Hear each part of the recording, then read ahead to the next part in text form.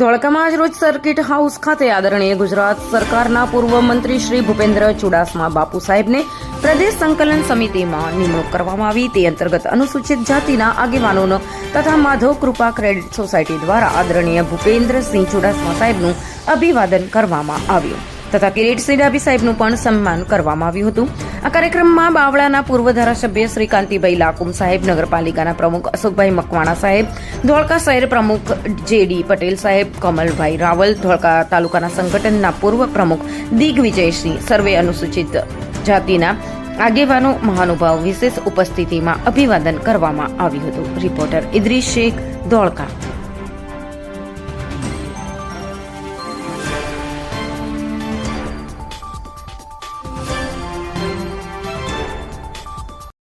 हम दिखाएंगे सच्चाई की खबर चैनल को लाइक कीजिए, सब्सक्राइब कीजिए और हमारे साथ जुड़े रहिए. हम दिखाएंगे आपको सच्चाई की खबर.